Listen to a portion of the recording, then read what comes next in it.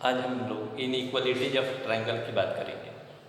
Triangle में inequalities का क्या मतलब होता है कि अगर कोई भी हमारे पास एक ट्रायंगल है तो कॉन्सेप्ट ये होता है कि इसमें जो सबसे बड़ा साइड है उसके उसकी अपोजिट जो एंगल्स होंगे वो सबसे बड़ा होगा। जैसे ये सबसे बड़ा साइड है तो इसके सामने का एंगल सबसे बड़ा होगा। ऐसे ही जो सबसे छोटा साइड होगा उसके सामने का एंगल जो है वो सबसे छोटा होगा।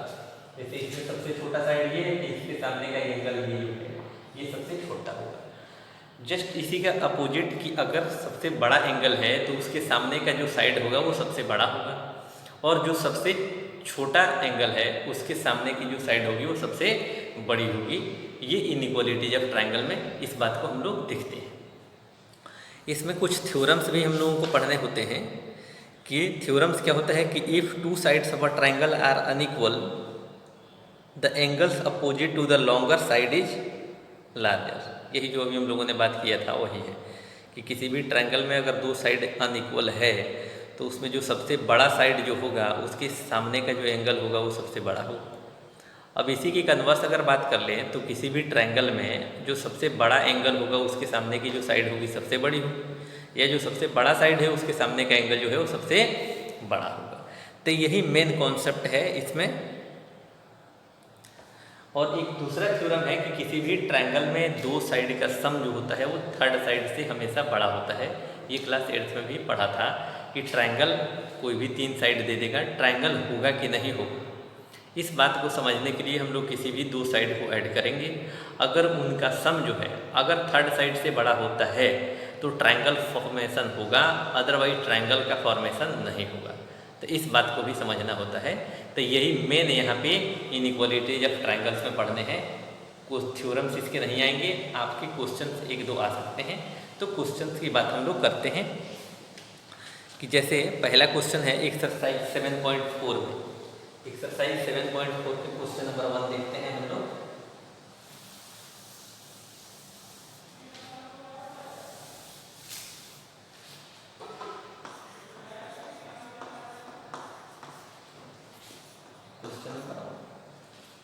इसमें कह रहा है कि show that in a right angle triangle the hypotenuse is the longest side.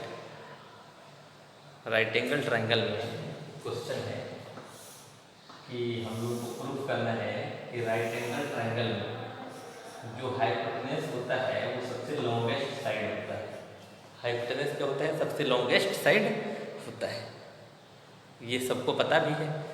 तो इसी बात को आज प्रूफ करना है। तो कैसे प्रूफ करेंगे तो देखिए। अब यहाँ पे जब साइड को दिखाना हो तो एंगल को लेके चलते हैं। जब एंगल को दिखाना हो, एंगल को प्रूफ करना है तो साइड को लेके चलना होता है। तो यहाँ पे हम लोग क्या करें कि यहाँ पे देखिए ये जो 90 डिग्री है वो इससे भी बड़ी होगी, और 90 डिग्री का एंगल इससे भी बड़ा होगा, क्योंकि इन दोनों का सम 90 होता है। तो ये दोनों 90 अलग अलग हो ही नहीं सकते हैं, है ना।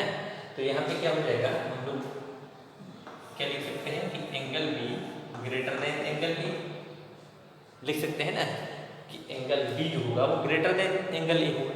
तो जब एंगल बड़ा है तो साइड भी बड़ी होगी, जाहिर सी बात है। तो एंगल बी के सामने की साइड क्या है? ए सी। मतलब हम लोग यहाँ लिखेंगे कि ए सी ग्रेटर देन इस एंगल ए है। ए के अपोजिट साइड कौन सा है? B C. हम लोग लिखेंगे बी सी। इसको इन इक्वेशन नंबर 1 लिखिए। अब ऐसे ही एंगल बी जो है वो ग्रेटर देन होगा एंगल किससे? सी से। एंगल बी ग्रेटर देन होगा एंगल सी से। तो जब ये बड़ा होगा तो इसके सामने की साइड क्या होगी? ए सी ग्रेटर देन सी। सी के सामने की कौन सी साइड है? A B. A B. तो देखिए ये दो इक्वेशन से यहाँ हमको आ गया कि ए सी बी सी से बड़ा है। ए सी जो है वो बी सी से बड़ा है। ये वाली साइड बी सी से बड़ी है, और ये ए सी जो है वो ए बी से बड़ा है। तो ये ए सी बी सी से भी बड़ा और ए सी ए बी से भी बड़ा। इसका मतलब क्या हुआ कि सबसे बड़ा ए सी हुआ, है ना। यहाँ 3 चीज़ें हैं। ए सी इससे भी बड़ा है और ए सी इससे भी बड़ा है, मतलब ए सी सबसे बड़ा है। तो हम लोग लिखेंगे यहाँ फ्रॉम इन इक्वेशन 1 and 2 क्या लिख सकते हैं? A C is the longest side of triangle यही तो प्रूव करना, ये प्रूव होगी। तो इस तरीके से आप आराम से क्वेश्चंस लगा सकते हैं, आप आराम से क्वेश्चंस लगाइए, ठीक है। इसके आगे के क्वेश्चंस करिए, अगर प्रॉब्लम होती है इसमें थोड़ी सी कठिनाई होगी, आपको डिफ़िकल्टी होगी, क्योंकि ये थोड़ा इसका कॉन्सेप्ट अलग चलता है। तो आप इसको ध्यान से देखिएगा, फिर हम लोग अगले क्लास में नेक्स्ट क्वेश्चन देखते हैं। Thank you.